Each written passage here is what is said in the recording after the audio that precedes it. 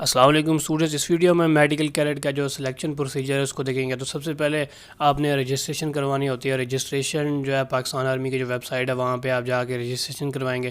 تو اس میں آپ نے ساری ڈیٹیل ڈالنی ہے، اپنا نام، فادر نیم، CINIC، FSC کا رزلٹ، میٹرک کا رزلٹ، اپنی ساری ڈیٹیل ڈال کے اس میں FSC کے مارکس، ہر چیز، مطلب اگر آپ کا رزلٹ نہیں بھی آیا ہوا تو آپ ہوپ سرٹیفکیٹ کی بیس پہ اپلائی کر سکتے ہیں۔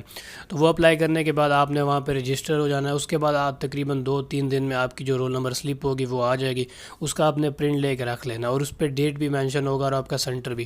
تو سینٹر آپ نے وہ والا چوز کرنا ہے جو آپ سے مطلب آپ کے شہر کے زیادہ قریب ہو۔ تو اس میں ملتان بھی ہو سکتا ہے، بہاولپور بھی ہو سکتا ہے، اس کے علاوہ مختلف اور سینٹرز ہیں، مطلب کہ لاہور بھی ہے، راولپنڈی بھی ہے، اس کے علاوہ بھی سینٹرز ہیں ادر پروونسز میں، ٹھیک ہے۔ تو وہاں پہ رجسٹر ہونے کے بعد آپ کی رول نمبر سلپ آ جائے گی، اور اس پہ آپ کا ٹیسٹ کی جو ڈیٹ ہوگی وہ مینشن ہوگی۔ تو ٹیسٹ کی جو ڈیٹ ہے اس دن آپ نے ٹیسٹ دینے کے لیے چلے جانا ہے۔ تو ٹیسٹ کا جو پیٹرن ہے اس میں وربل انٹیلیجنس ٹیسٹ ہے، نان وربل انٹیلیجنس ٹیسٹ ہے، اس کے علاوہ اکیڈیمک ٹیسٹ ہے۔ وربل جو ہے اس کے تقریباً 80 MCQs ہوتے ہیں، نان وربل کے 60 MCQs ہوتے ہیں، اور اکیڈیمک کے 50 MCQs ہوتے ہیں۔ تو اس کو الگ الگ پاس کرنا ضروری ہوتا ہے۔ اگر آپ انٹیلیجنس ٹیسٹ کا پیپر فیل کر دیتے ہیں تو آپ کی جو دوڑ ہے وہ یہاں پہ ختم ہو جائے گی، اور اس کے بعد فردر پروسیجر میں آپ آگے نہیں چل سکتے۔ اسی طرح اکیڈیمک ٹیسٹ کو اگر آپ فیل کر دیتے ہیں تو پھر بھی آپ فیل کنسیڈر ہوں گے، مطلب دونوں کو الگ الگ پاس کریں گے۔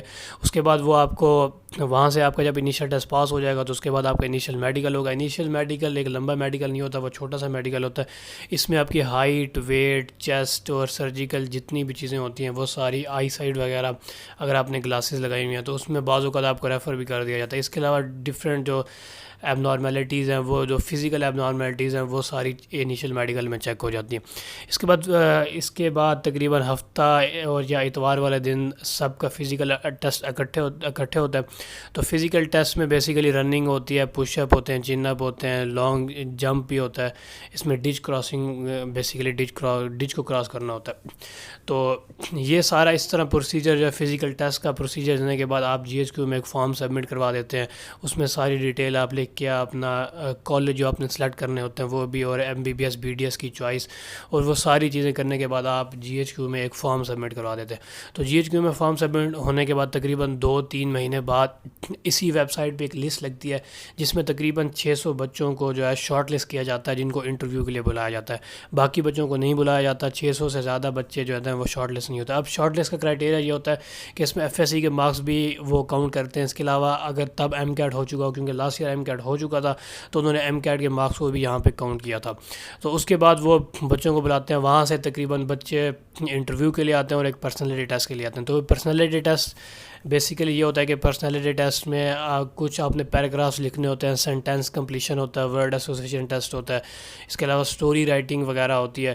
تو یہ اس طرح ایک شارٹ ایک پرسنالٹی ٹیسٹ ہوتا ہے، اور اس کے علاوہ آپ نے ایک فارم بھی سبمٹ کروانا ہوتا ہے۔ تو نیکسٹ ڈے آپ کا انٹرویو ہوتا ہے۔ انٹرویو تقریباً 10-15 منٹ کا انٹرویو ہوتا ہے، اس سے زیادہ لمبا انٹرویو نہیں ہوتا۔ 30-35 لڑکے روز ہوتے ہیں۔ تو وہ انٹرویو دینے کے بعد آپ کا اسی دن شام کو رزلٹ آ جاتا ہے، مطلب کہ آپ ریکمینڈ ہوئے ہیں یا ناٹ ریکمینڈ ہو گئے۔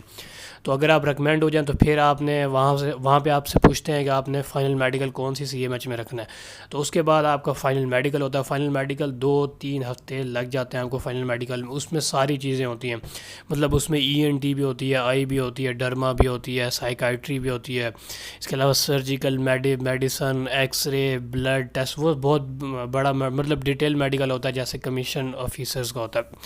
تو وہ سارا میڈیکل ہونے کے بعد اگر آپ کا میڈیکل کوئی ایشو نہ ہو تو وہ پھر سرٹیفکیٹ آپ کا وہیں سلیکشن جہاں پہ ہو رہی ہوتی ہے وہاں پہ بھیج دیتے ہیں۔